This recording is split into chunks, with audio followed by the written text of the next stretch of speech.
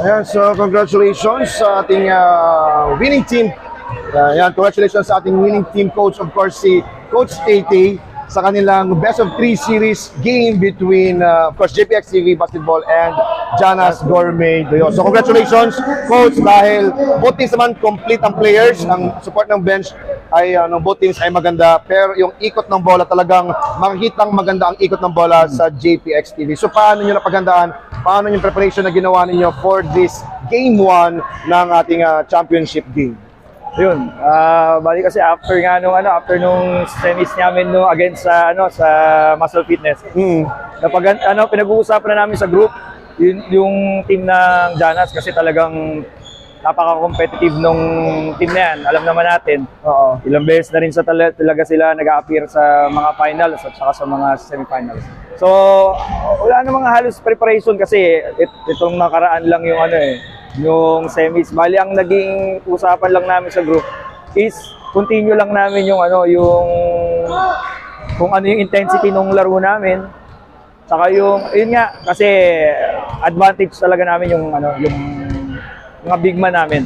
Oo. Yung mga big man. Yun talaga yung napag-usapan namin, i-utilize natin yung mga big man natin. Yun yung instruction ko kasi sabi ko sa kanila, medyo malilate talaga ako ng dating.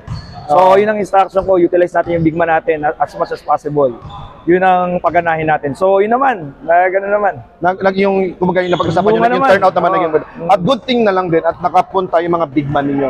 So, talagang nabigyan ng pagkakataon, nabigyan ng time na makapaglaro yung mga big man ninyo. So, in case ba na hindi dumating yung mga big man nyo, ano ang second, ano naging second plan ninyo kung sakaling hindi dumating yung big man ninyo?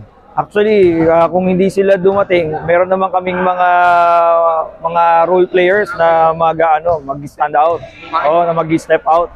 Andyan yung sila Umali, wala sila ng semis, sila Pesarillo, wala sila ng semis, nagdatingan talaga sila, talagang sumuporta sila. At saka doon nga, nagkaisa talaga kami, ginather ko talaga sila sa group na at as much as possible, kumpletuhin natin. Ayun, ang maganda.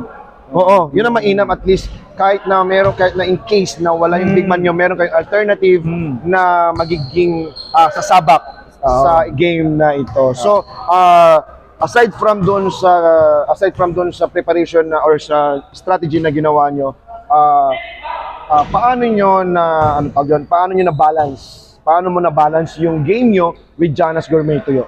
Paano mo na balance na siyempre hindi naman din magpapatalon Janas when it comes to game, no? So paano nyo na-balance yung players nyo for this game? Actually, nung una pa lang, sinasabi ko na dun sa group, saka kay JP nga na kasi since late nga ako dumating. Sabi ko, yung balance ng player ako,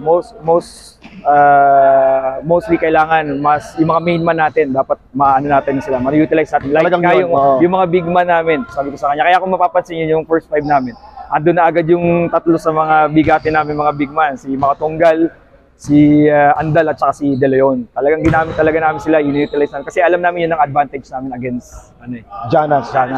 Pero siyempre, may kaakibat kasi yan na kapag ipinasok mo sila una at na-utilize mo, magkakaroon nga ng foul, which is mas mapapaaga sila, mapapagraduate. So, hindi ba naging yun? Hindi naman kasi easy gamble, which is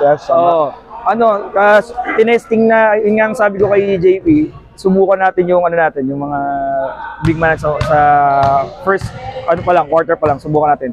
It turned out na medyo maganda naman yung naging depensa, talagang rim protector talagang halos walang makikita mo, talagang malinis. Labas yung mga puntos nung kalaban. Talagang nahirapan din silang makakuha rin ng rebound.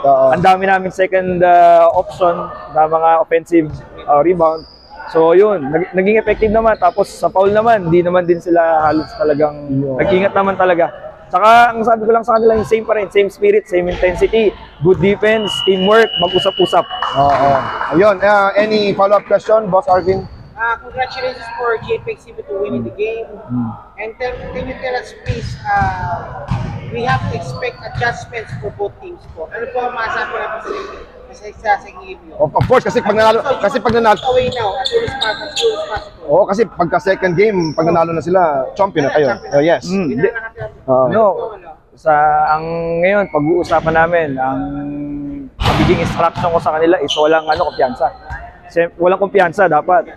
Oo, kasi siyempre, hindi porket nakuha namin yung game 1, dapat na kami mag-celebrate. Correct. Hindi, Tama. dapat, sabi ko nga sa kanila, hindi pa rin tapos yung trabaho.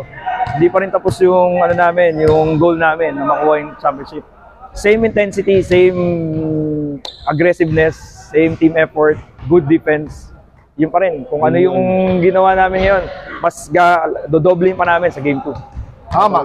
Sabi nga, hanggat hindi nagbabuzzer yung final buzzer, Oo. hindi mo masasabing tapos Hindi pa ang tapos game. yung trabaho. Kailangan. Yes. So there you have it, guys. Our winning team coach. Game 1 ng ating championship series, best of 3 series between Janus Gourmet Basketball and JPX TV. From JPX TV, basketball coach Tate. So baka meron kang gustong pasalamatan, meron kang gustong shout out. So Salamat. May Instagram page yun po. Eh. Meron, no? sige. Salamat sa PSBK family, sa inyo, Kanoy P, sa iyo, sir. Maraming salamat sa pagtangkilik ay ng liga na to. Salamat din sa mga team ko, sa team namin. Shoutout sa Tiptoe Kicks, shoutout Revelation, shoutout Winax Apparel, JPX TV, sa family ko sa Pinas, saka dito. Shoutout sa inyo.